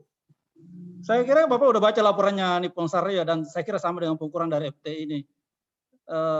Ikut standar ISO saya kira udah common lah. Dan Jepang juga mengakui bahwa itu tinggi. Ya, betul Pak. Hanya saja memang kalau di lapangan karena di Indonesia sendiri belum ada standar yang disepakati sama-sama Pak. Jadi memang beberapa kali di lapangan terjadi diskusi bagaimana sebenarnya metode pengukuran yang harusnya digunakan gitu Pak. Karena kan aturannya sendiri hanya menjelaskan 80 desibel pada kecepatan tertinggi gitu. Tapi bisa jadi di lapangan dia dari sisi alat ukur menggunakan alat ukur tipe 2 yang ternyata bisa jadi hasil pengukurannya lebih tinggi dari alat ukur yang tipe lebih presisi gitu. Tapi memang di lapangan kan digunakan memang kenyataannya banyak digunakan alat ukur tipe 2 gitu. Jadi memang hal-hal itu sebenarnya yang saya coba angkat untuk didiskusikan. Jadi bukan dari sisi standarnya, tapi aturannya memang sudah jelas Pak, tapi memang ada hal-hal yang akhirnya menyebabkan terjadinya diskusi yang cukup hangat di lapangan gitu, terkait dengan alat ukurnya harus yang seperti apa sih, tipe 2, tipe 1, lalu kalibrasi alatnya gitu, karena bisa jadi alat ukur yang digunakan oleh pihak yang melakukan memastikan bahwa kondisi kereta sesuai dengan aturan, bisa jadi terjadi pengukuran yang berbeda dibandingkan dengan alat yang dimiliki oleh internal gitu. Itu kan bisa jadi terjadi karena tipe alat ukur yang digunakan berbeda, bisa dari sisi aspek kalibrasinya berbeda, metode pengambilan datanya juga bisa berbeda. Ya, satu lagi ini. Ini mesti dari sisi peraturan. Jadi kalau kita bicara tadi yang PM13 2011, itu sebenarnya dasarnya KM42 yang sudah dicabut. Ya Pak, memang saya tadi ya. Jadi bukan lagi 85 dBA, walaupun ya itu memang. Jadi kalau saya ini nggak apa-apa lah, ini kita bicara dalam komunitas ilmiah ya. Kalau saya urut-urut, saya mantan KAI, agak lama di KAI. Dari mana sih datanya 85 dBA itu? Katanya itu karena kemampuan si produsen. Jadi peraturan itu untuk mengakomodasi kemampuan produsen pada saat itu. Nah, saya termasuk ikut yang merevisi itu PM 175 dan kita waktu itu masukkan 80 dBA sesuai dengan standar TSI yang sudah Bapak tadi sampaikan. Betul. Jadi sekarang sebaiknya dipakai 80 bukan 85. Ya, betul, Pak. Memang Pak, jadi yang tadi itu memang saya tampilkan karena saya ingin menunjukkan adanya perubahan yang baik Pak. Jadi kan saya menunjukkan dulu 80, 85 itu generasi yang lama, lalu saya ceritakan bahwa ini tuh sudah direvisi. Tapi DJK masih menggunakan 85 itu. Nanti bisa dikonfirmasi ke teman-teman dari LRT ini. Masih menggunakan 85 dBA kalau nggak salah sekarang nih. Karena dasarnya bahwa bilang PM13 belum dicabut, padahal dasarnya itu udah dicabut. Gitu. Kalau itu, mohon maaf Pak, saya tidak bisa berani masuk ke ranah yang sifatnya penerapan aturan di lapangannya Pak, karena saya lebih banyak mengkritisi dari sisi teknisnya sih Pak gitu. Ya itu tadi, jadi kalau saya tanya alasan-alasannya apa, itu untuk mengakomodasi lah. Karena kalau dia kayak 80 nanti banyak nggak lulusnya nih. Ya kira-kira gitulah. Dan kalau terima kasih banyak Pak masukannya Pak. Ya. Kenapa? Sangat bermanfaat. Ya. Ya, terima kasih Pak Dahlan. Dari LRT ada komentar? Kalau enggak kita lanjutkan nih, ada dari Pak Pandu Santoso ya, mohon izin bertanya untuk alat berat seperti ekskavator, dozer, vibro, bagaimana pengukuran vibrasinya yang sesuai peraturan pemerintah soal vibrasi? Nih ranah yang lain lagi nih Pak. Iya. Mungkin sebenarnya kalau untuk vibrasi lebih cocok ini Pak yang tadi kan dijelaskan di sesi sebelum saya berbicara terkait dengan alat ukur whole body vibration. Itu aturannya sudah ada dan standarnya juga sudah jelas gitu. Jadi memang alatnya yang saya tadi tunjukkan tadi Pak yang seperti seperti peering, nanti alat itu akan kita duduki atau ada bisa juga dipasang di punggung, nanti selama dia bekerja dilakukan pengukuran. Nanti dari situ kita bisa bandingkan dengan aturan yang berlaku apakah sudah ada di ranah ambang batas atau belum. Karena memang kalau saya nilai sendiri sebenarnya aturannya sendiri sudah mengakomodir bagaimana kondisi kerja yang ideal di sisi termasuk di dalamnya untuk pekerjaan di ekskavator. Baik, lanjut lagi. Ini Pak Muhammad Ferial. Atau ada ini tadi? Ada? Oh enggak. Ini dari Pak Muhammad Ferial ya. Apakah ada institusi lembaga di Indonesia yang sanggup mengukur 3D NVH measurement dari mobil atau KA? Kalau setahu saya, kalau untuk 3D, saya belum tahu Pak, tapi untuk kalau pada dasarnya kalau misalnya kita mau dalam bentuk visual 2 dimensi itu bisa dilakukan dengan akustik kamera. Jadi pada dasarnya ada sebuah mikrofon, array mikrofon, di tengahnya ada kamera, nanti kita bisa lihat visualisasikan dia sumber bisinya di situ seperti apa. Tapi kalau untuk pengukuran 3 dimensi bisa dilakukan, tapi memang harus menggunakan alat yang banyak Pak, karena kita harus mengambil data, kan itu kan datanya berubah terus terhadap waktu dinamis gitu. Jadi memang perlu dilakukan mapping pada koordinat yang 3 dimensi. Sebenarnya bisa, tapi saya sendiri juga belum tahu sebenarnya institusi mana yang bisa melakukan pengukuran, karena biasanya kalau titiknya banyak kita membutuhkan mikrofon yang banyak juga gitu. Sementara kalau yang kami miliki alatnya di ITB memang yang simultan baru 8 channel itu. Baik, lanjut lagi dari Dr. Ratih Nurdiani. Izin bertanya, Saya praktisi dokter kesehatan kerja. Apakah saat ini di industri kereta api, INKA atau MRT sudah dilakukan health surveillance secara berkala untuk pencegahan timbulnya penyakit akibat kerja pada pekerja? Misalnya apakah untuk bising, health conservation program sudah berjalan dengan pembandingan hasil audiogram setiap tahunnya, atau untuk getaran, apakah penilaian neurovaskuler pada pekerja sudah dilakukan berkala? Mungkin kalau dari saya sendiri tidak bisa menjawab Pak, karena saya bukan bagian dari perusahaan Mungkin tersebut. ada yang bisa memberi pencerahan ini dari yang hadir di sini. Ya kalau dari kita di MRT ada Pak pengukuran itu oleh pihak ketiga. Bahkan kita di sertifikasi sama TUV ya. Oh, dari Ada. TUV ya Pak ya? Ya, sertifikasinya, tapi ada pihak swasta misalnya di sub itu menunjuk pihak swasta untuk melakukan pengukuran berkala sebagai pemenuhan standar SPM dan lain-lain ya, bukan hanya itu, termasuk K3 di Dipo. Oke, baik. Ada Pak. Baik, kemudian dari Pak Sabto Adinugroho nih, apakah ada metode analis yang cukup precise untuk memodelkan 3D noise performance dalam sebuah cabin, train cabin, car, dan lain-lain, sehingga mampu memprediksi performance sebelum cabin didesain maupun diproduksi? Terima kasih. Kalau dari sisi itu sebenarnya bisa Pak, karena setahu saya sih teman-teman rekan-rekan di FTMD, di ITB, dan ada juga beberapa tugas akhir yang ada di tempat kami, mereka juga mencoba mengidentifikasi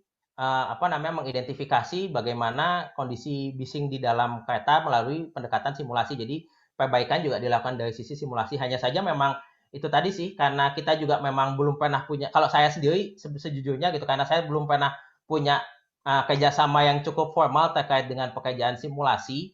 Jadi memang kita tidak mendapatkan tidak melakukan simulasi dengan model kereta yang memang sudah ada gitu, atau jadi kita memang lebih banyak ke kasus-kasus yang bukan secara integral menganalisis kebisingan di dalam kereta, tapi kita misalnya mengidentifikasi, oh ada permasalahan di AC nih, misalnya dari AC kira-kira metode yang kita bisa sarankan dari apa itu direkomendasikan lewat simulasi. Tapi untuk secara keseluruhan memang setahu saya sih, mungkin teman-teman FTMD sudah banyak melakukan, tapi dari sisi analisis modal dan dari sisi vibrasi. Sementara kalau dari sisi perubahan perubahan modal itu ke suara ke menjadi kebisingan di dalamnya, walaupun sudah ada, tapi setahu saya sih belum terlalu banyak sih Pak. Baik, berikutnya dari Pak Firdaus. Berapa standar bising latar belakang yang disarankan untuk melakukan pengukuran? Itu tadi Pak ada di ISO 3381. Jadi memang kalau misalnya kita melihat perbedaan selisih pengukuran antara kondisi kondisi saat dia tidak berjalan dengan kondisi dia berjalan. Kalau misalnya lebih dari 10, kita tidak melakukan koreksi. Kalau misalnya di antara 6 sampai 9, ada koreksi -1. Tapi itu sebenarnya detailnya ada di ISO 3381. Yang penting sebenarnya bukan bising latar belakangnya seperti apa, tapi perbedaan pada saat bising kereta pada kondisi statis sama pada saat kondisi dinamis itu terjadi perbedaan yang cukup tinggi, sehingga kita sudah pasti yakin bahwa pengukuran yang kita ukur pada kondisi dinamis itu lebih banyak didapatkan karena interaksi pada saat kondisi dinamis. Baik, berikutnya dari Pak Harsono Hadi. Lebar bentangan rel kereta api di Indonesia 1067 mm. Dengan lebar bentangan tersebut mengakibatkan guncangan lebih besar pada bogi dan gerbong bila dibandingkan dengan bentangan rel kereta yang lebih lebar. Standar Shinkansen dan kereta Eropa. Mohon penjelasannya. Maksudnya kalau penjelasan kenapa itu ya Pak ya, kenapa bisa menghasilkan vibrasi yang lebih tinggi ya, goyangan. Itu sebenarnya saya kalau saya mengibaratkan ini sih Pak. Jadi kita kalau misalnya punya mobil sport yang dia lebih ceper dan dia lebih lebar dengan ban yang lebih lebar, dia guncangan di dalamnya pasti tidak akan setinggi kalau kita mobilnya dengan misalnya mobil kayak zaman dulu gitu yang rodanya lebih kecil gitu. Jadi memang saya sendiri belum pernah melakukan analisis lebih detail gitu, tapi memang faktanya kondisi rel yang lebih lebar itu akan menyebabkan goncangan di dalamnya menjadi lebih sedikit dibandingkan dengan kondisi rel yang jaraknya lebih sempit. Tapi memang kalau saya sendiri memang belum pernah melakukan analisis yang cukup mendetil ke arah sana. Baik, berikutnya dari Pak Agung Suseno. Berdasarkan nilai ambang batas NAB menurut Keputusan Menteri Tenaga Kerja nomor Keputusan 51 Men 1999 tentang batas kebisingan maksimum dalam area kerja di luar kereta, boleh terpapar kebisingan selama 8 jam kerja per hari tanpa menggunakan alat pelindung telinga 85 dB. Apakah tidak terlalu tinggi? Bagaimana bila kegiatan proyek lebih, apakah cukup dengan alat pelindung diri K3 pendengaran? Oke, kalau berdasarkan informasinya sebenarnya lebih baik digunakan alat pelindung diri, dan sebenarnya yang perlu diperhatikan itu adalah alat pelindung diri memiliki spesifikasi masing-masing. Jadi memang kalau misalnya katakanlah dia 85 tapi tidak terlalu jauh 85, kita bisa menggunakan alat pelindung diri dengan NIR tertentu gitu, noise reduction, saya juga lupa istilahnya, noise reduction, ada istilahnya di situ, saya lupa karena sudah lama tidak ke situ. Dan itu sebenarnya diatur, kalau saya tunjukkan, saya tadi menggunakan aturan Menteri Kesehatan, isinya sebenarnya sama. Di situ ada koreksi nilai kemampuan noise reduction dari kemampuan reduksi noise reduction dari APD tersebut gitu. Jadi kita tidak bisa serta-merta misalnya menggunakan APD, katakanlah di sana tertulis bahwa noise reduction-nya 20 desibel gitu. Itu sebenarnya performa di lingkungan aslinya itu tidak 20 desibel, harus dikoreksi sendiri. Nah, koreksi itu sebenarnya ada di peraturan Menteri Kesehatan, di dalamnya sudah ada bagaimana kita mengkoreksi nilai APD tersebut. Jadi itu yang harus diperhatikan, apakah nilai APD yang sudah dikoreksi itu memang menghasilkan paparan bising setara dengan nilai di bawah 85 desibel. Dan yang perlu diperhatikan lagi adalah 85 desibel di dalam 8 jam itu dengan asumsi bahwa setelah itu dia akan beristirahat. Jadi 8 jam terpapar bising, setelah itu dia akan beristirahat di lingkungan yang tidak bising sama sekali. Nah, kalau misalnya kita tidak yakin bahwa pada saat dia beristirahat, kita memang harus yakin sih kondisi tempat dia beristirahat memang di bawah bising gitu. Tapi kalau sebaiknya memang kalau misalnya sudah mendekati 85 atau sudah di 85, sebaiknya sih digunakan alat pelindung diri, karena memang masalah pendengaran itu efeknya bisa jadi tidak dalam jangka pendek gitu, tapi dalam jangka panjang akan terasa. Apalagi kalau misalnya kondisi kebisingannya seperti kasusnya yang tadi diceritakan, banyak bising yang sifatnya tonal. Jadi kalau tonal itu dia hanya dominan di satu frekuensi, itu bisa jadi akan membuat telinga kita lebih mudah capai pada satu frekuensi tertentu. Jadi seperti yang dikatakan tadi Dr. Rati kalau tidak salah. Jadi memang ada satu paket yang komprehensif gitu. Jadi kita tidak hanya mengurangi kebisingannya, sebaiknya misalnya dilakukan evaluasi pendengarannya dari sisi audiometri, dan ada manajemen konservasi hearingnya, pendengarannya seperti apa. Jadi memang pendekatannya lebih baik, lebih komprehensif gitu. Tapi kalau misalnya APD, saya sarankan sih dipakai saja. Baik, berikutnya dari Pak Ruanda Yusuf. Ada 2 pertanyaan. Pertanyaan ke-1. Saat ini KAI banyak melakukan upgrade jalan rel dengan mengganti tipe rel. Saat KAI melintasi rel R54 ke atas, kereta akan berjalan lebih mulus dibandingkan tipe rel yang di bawahnya, di mana getaran di kabin akan lebih terasa. Korelasi tipe rel KA dengan getaran KA di kabin seperti apa ya, Pak?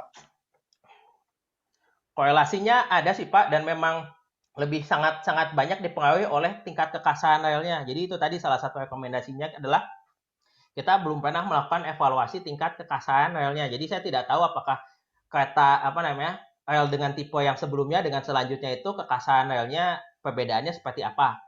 Karena memang kalau pada kasus yang pernah saya temukan pada kereta yang jenis kereta ringan, si kekasaran itu adalah salah satu faktor yang akhirnya menyebabkan kebisingan yang lebih tinggi. Dan itu bisa diambil kesimpulan seperti itu karena kami melakukan pengukuran di bagian underfloor, sehingga kita mengetahui bahwa kebisingan di bagian di bagian underfloor yang ada interaksi utama antara rel dan kereta itu seperti apa. Dan memang hasil pengukurannya menunjukkan kalau kondisi relnya lebih halus, saya tidak tahu nilainya karena memang tidak pernah mengukur gitu, tapi kalau secara visual yang lebih halus memang akan menghasilkan kebisingan di bagian sumber yang lebih rendah.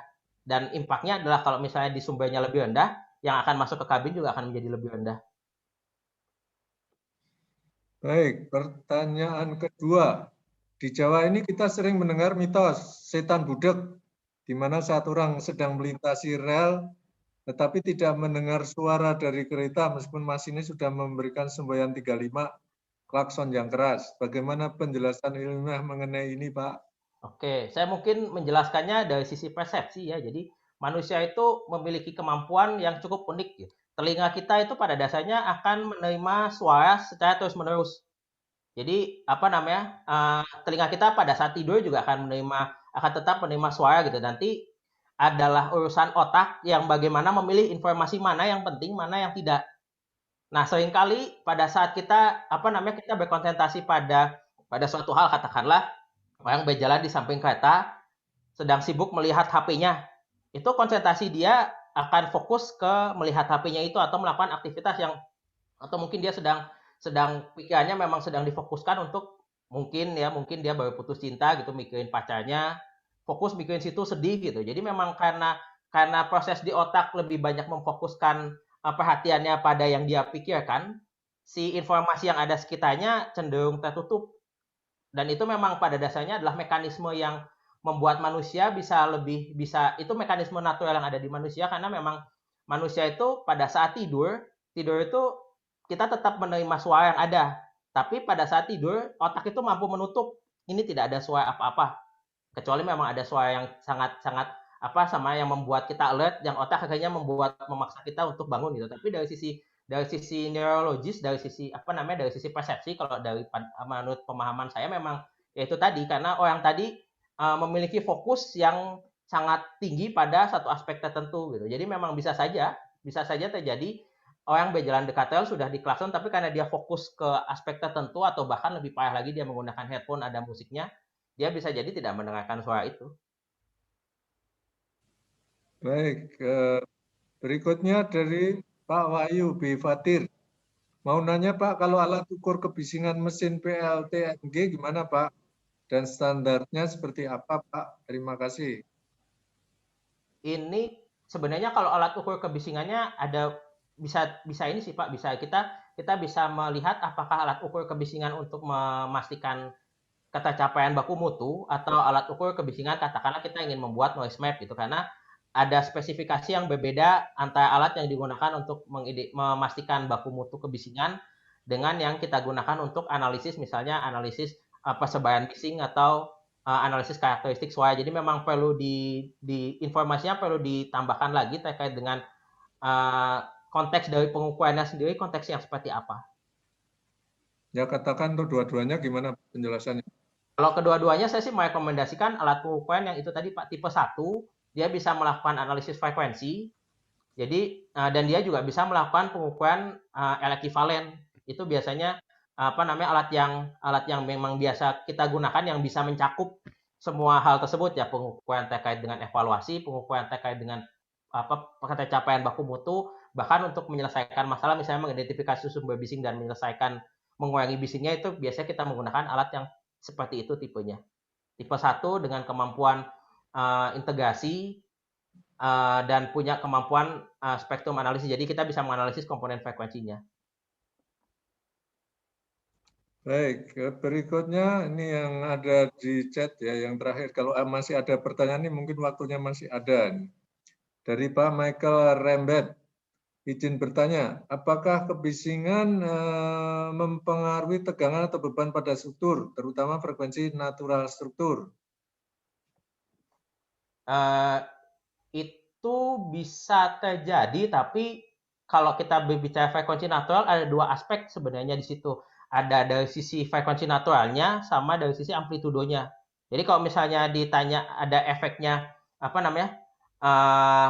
ada efeknya, jawabannya sebenarnya ada efeknya gitu. Tapi apakah efeknya jadinya signifikan atau tidak, itu akan sangat tergantung dengan power yang ada di sumber suara tersebut. Dan memang pada umumnya sih kalau misalnya sumber kebisingannya berupa sinyal yang berupa broadband, maksudnya memiliki banyak kandungan frekuensi, dia bisa jadi efeknya tidak akan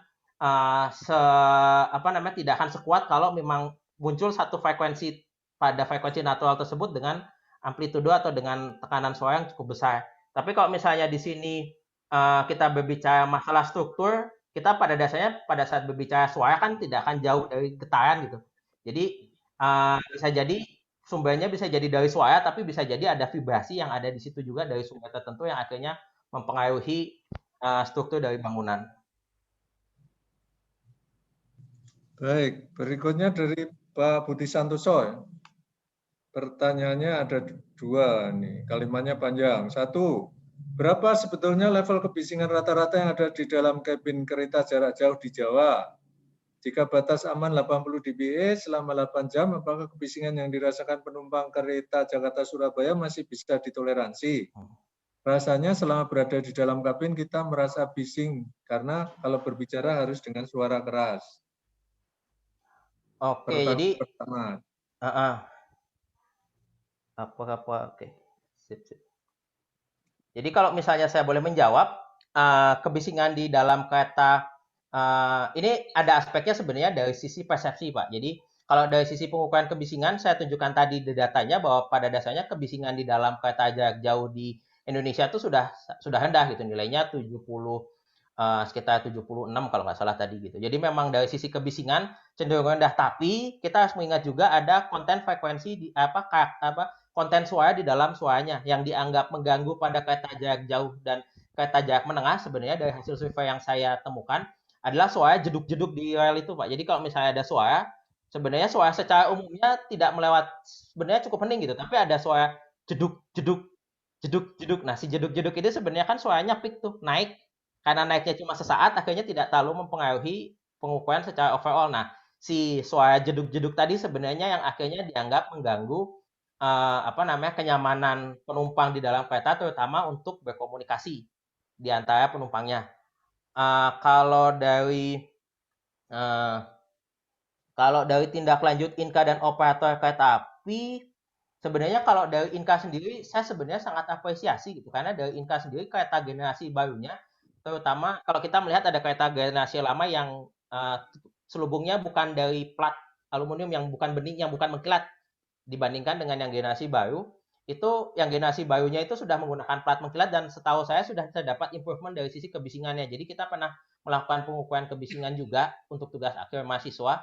Kereta Lodaya kalau nggak salah ada ekonomi yang generasi baru sama eksekutif yang katanya gerbongnya generasi lama. Itu yang di kereta yang ekonomi kebisingannya lebih rendah dibandingkan dengan dibandingkan dengan si pengukuran di eksekutif. Tapi ya itu tadi karena kereta itu ada hubungan antara si kereta dengan infrastruktur seperti relnya. Nah, si jeduk-jeduk itu kan bukan dari ranahnya Inka. Itu dari ranahnya saya tidak tahu itu ranahnya siapa gitu. Jadi memang kalau dari sisi Inkanya saya sih melihat dari gerbongnya sudah ada improvement gitu, tapi untuk mengurangi suara yang jeduk-jeduk itu memang harus ada semacam kerjasama atau komunikasi antara berbagai aspek, bukan hanya dari Inka saja gitu. Baik, berikutnya dari Pak Andi Kadit.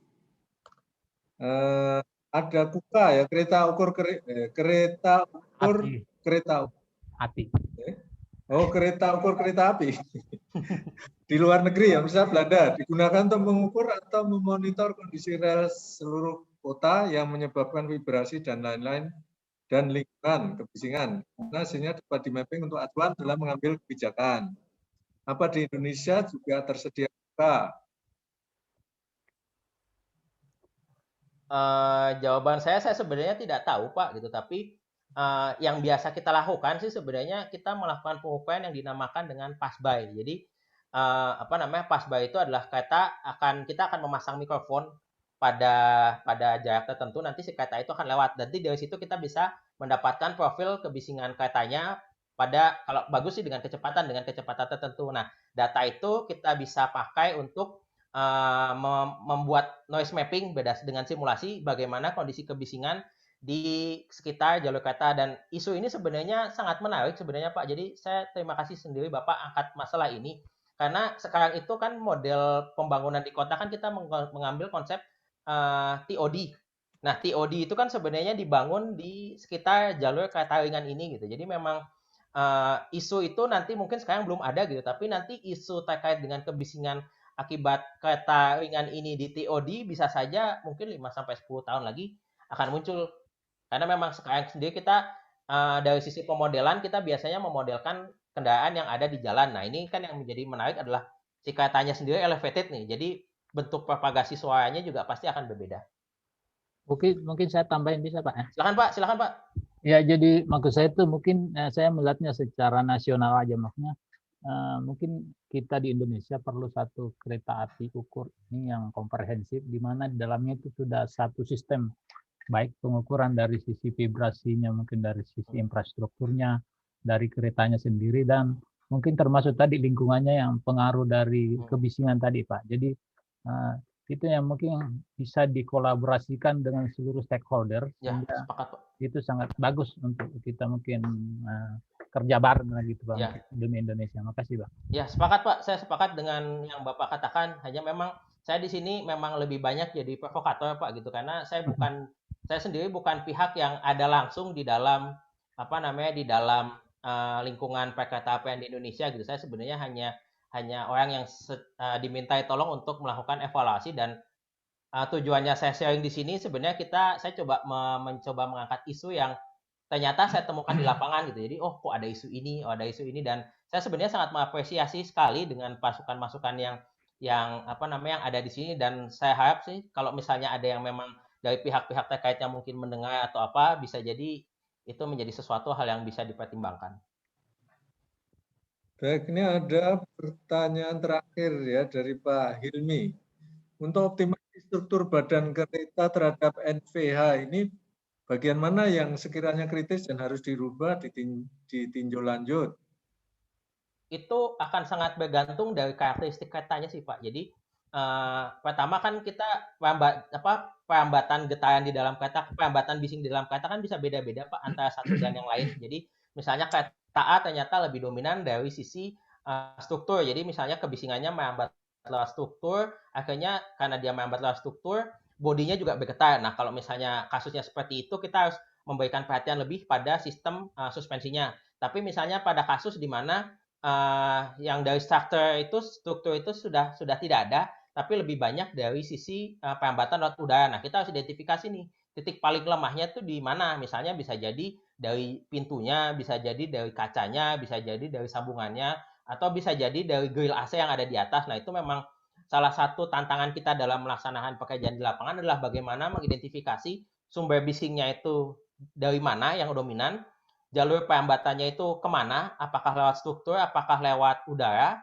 Nanti kita juga identifikasi nih kalau misalnya dari struktur komponen frekuensinya seperti apa. Kalau yang lewat udara kita harus identifikasi ini kira-kira masuk ke dalam kabinnya lewat bagaimana. Nah, nanti dari situ baru dibuat rekomendasi perbaikan. Jadi memang tidak ada rekomendasi yang umum dari kereta gitu, karena memang karakteristiknya satu kereta dengan yang kereta yang lain pasti akan berbeda.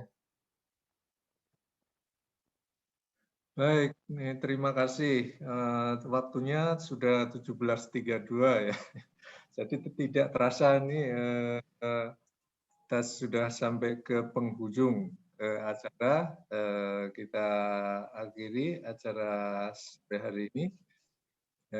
Terima kasih ya Pak Anugrah Sabtono Sudarsono yang sudah menyampaikan materinya cukup panjang. Kemudian juga interaksi dengan yang pesertanya ini yang bergabung juga dari stakeholder NVH ini. Saya baru dengar istilah NVH juga baru kali ini nih Pak Nanu. Jadi ya belajar juga ini. Ternyata bidang fisika bangunan sudah berkembang tidak hanya di bangunan ya, rupanya di bangunan bergerak juga. Terima kasih Pak Nanu, Pak Anugrah. Terima kasih Pak Palwijaya tadi yang sudah menyampaikan safety moment. Kemudian terima kasih juga pada Ibu-Ibu dan Pak sekalian yang sudah bergabung pada acara sharing Badan Kejuruan Teknik Fisika sore hari ini. Besok sore kita lanjutkan acara kita yang akan disampaikan oleh Pak Riza Hadisaputra dari STT Migas Balikpapan. Nah, untuk mulai hari besok kita menggunakan event management. Nah, ini kan ada semula short link kita menggunakan Bitly gitu ya. Nah, ini sekarang kita menggunakan Temu Maya. Ini ada pengembangnya ini Pak Jose ini. Silakan Pak Jose bercerita. Ini saya terutama BKTF ini mengucapkan terima kasih. Kita menggunakan Temu Maya. Selain short link-nya bisa kita gunakan secara fleksibel, juga ada macam-macam fitur. Nah, ini tolong dijelaskan sendiri nih Pak Jose. BKTF terima kasih Pak. Baik, Assalamualaikum warahmatullahi wabarakatuh. Terima kasih Pak Edi dan semua stakeholder yang ada di sini, teman-teman maupun bapak-bapak, dosen-dosen dan ibu-ibu sekalian.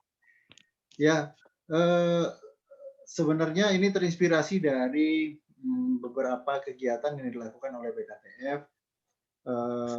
Maksudnya ada beberapa sistem yang harus digunakan ketika kita menyelenggarakan satu event online atau webinar seperti ini gitu. Nah, oleh karena itu coba di kantor kami kembangkan agar sharing knowledge online seperti ini bisa terdokumentasi dengan baik. Jadi nanti ada dua sisi penyelenggara, dalam hal ini BKTF, berikutnya adalah teman-teman yang menjadi peserta untuk BKTF ini, sharing knowledge ya. Nah, di situ nanti khususnya penyelenggara ada maksudnya ada dokumentasi ya. Jadi mulai penyelenggaraan awal berapa yang kira-kira registrasi, lalu berapa kira-kira yang ikut absen, di dalam ini nanti ada sistem absensinya juga. Lalu nanti ada distribusi sertifikat maupun materi secara otomatis ketika kita melakukan absensi tersebut. Nah, lalu nanti juga ada mungkin Pak Edi kita tambahkan lagi link YouTube, kan Pak Edi suka di sini untuk di-sharing ke khalayak juga. Nanti kita kasihkan link YouTube, jadi biar Pak Edi mungkin nggak lupa bukan Pak Edi ya, maksudnya BKTF dalam hal ini punya dokumentasi sebagai penyelenggara. Jadi dari awal link YouTube-nya apa dan lain sebagainya. Nah, itu dari sisi penyelenggara. Dalam hal ini ada beberapa fitur yang lain, mungkin nanti teman-teman bisa coba kalau seandainya punya webinar atau event online, coba pakai Temu Maya. Temu Maya ini sebenarnya terinspirasi dari BKTF ini Pak, karena acara-acara seperti ini. Ada macam-macam. Saling menginspirasi makanya. Terima kasih. Ada macam-macam fitur lah, termasuk juga nanti sertifikat. Sertifikat itu kita buat gini Pak Edi, teman-teman, ada barcode-nya. Jadi maksudnya ini barcode ini adalah kalau seandainya nanti dicek bukan barcode, QR code maaf, dicek itu nanti terlink langsung ke database kita dan itu bisa sebagai autentikasi bahwa memang sudah mengikuti dan sudah absen pada acara sharing knowledge yang dilakukan oleh BKTF. Itu. Nah, kalau untuk peserta nanti teman-teman akan mendapatkan history. Jadi maksudnya ikut apa yang sudah diikuti. Mungkin kadang-kadang kita lupa ya waktu itu ikut apa ya. Terus di mana rekamannya. Nah, di situ mungkin ada juga nanti buat untuk teman-teman peserta itu ada apa saja yang sudah pernah diikuti. Lalu ada link dari sertifikatnya. Jadi kalaupun sertifikat itu kita download hilang, lupa kita taruh di mana dan lain sebagainya, itu ada baik di dalam baik di dalam storage-nya kita, maksudnya di dalam akun kita maupun di email, itu nanti terkirim juga secara otomatis. Lalu juga materi, jadi materi mungkin kalau sekarang kita download kita taruh, nah ini mungkin kita ya boleh kita download, tapi kalau kita lupa dan lain sebagainya kita taruh di mana, kita bisa akses lagi akun kita lalu kita bisa download. Itu untuk peserta. Nanti mungkin coba kita tingkatkan fitur-fiturnya, apa yang nanti dari Pak Edi atau teman-teman masukannya seperti apa gitu. Nah, ini juga maksudnya dan ini bisa dimanfaatkan secara gratis, dan maksudnya Temu Maya ini saya dari TF 94 Pak, jadi kebetulan Pak Edi ini adalah dosen pembimbing saya dulu waktu kuliah. Nah, jadi ini adalah wadah pertemuan antara penyelenggara dengan peserta. Biasanya kita kan memblas lewat WhatsApp dan lain sebagainya, kita tidak bisa aktif mencari, tapi kita hanya pasif mendapatkan informasi seperti itu. Jadi hanya dapat dari WhatsApp dan lain. Kalaupun kita cari misalnya di Google, itu pun mungkin adanya entah kapan gitu dan mungkin sudah lewat acara dan itu berlangsung atau enggak. Dan ini nanti ada notifikasi. Mungkin segitu aja singkatnya Pak Edi dan teman-teman semua. Mudah-mudahan ini bisa bermanfaat untuk teman-teman BKTF. Sekian saya rasa. Terima kasih. Assalamualaikum warahmatullahi wabarakatuh. Ada Pak Nugroho juga. Warahmatullahi wabarakatuh. Terima kasih. Silahkan dimanfaatkan. Tadi Pak Joseph bilang ini gratis gitu. Silakan. Banyak fitur-fitur menarik dari sana. Baik, kita akhiri acara kita sore hari ini. Mohon maaf kalau ada yang kurang berkenan. Salam sehat-sehat selalu dimanapun berada. Jaga kesehatan dengan protokol yang tetap disiplin. Selamat sore. Wassalamualaikum warahmatullahi wabarakatuh. Terima kasih. Waalaikumsalam warahmatullahi wabarakatuh. Terima kasih Pak Edi. Terima kasih semuanya. Terima kasih Pak Budi. Terima kasih Pak Edi. Pak Nanu, makasih ya Pak Nanu. Terima kasih Pak. Ya, saya izin live ya Pak. Ya, silakan Pak. Saya juga izin meninggalkan ruangan. Oh iya, silakan. Monggo. Pak Yatno, nanti kapan-kapan harus sharing di sini. Ini noise, vibration, akustik panggung ini. Insyaallah nanti Pak. Oke, terima kasih Pak. Terima kasih Pak Edi. Ya. Mohon izin live nggih. Nggih, monggo Pak. Silakan, terima kasih. Nggih. Pak Wajin, terima kasih. Terima kasih Pak Edi. Ya. Sehat-sehat Pak Wajin. Alhamdulillah. Mari, selamat sore. Mari, selamat sore Pak. Izin live Pak Edi. Ya, mari sampai ketemu lagi besok sore. Mari. Terima kasih Pak. Assalamualaikum. Ya.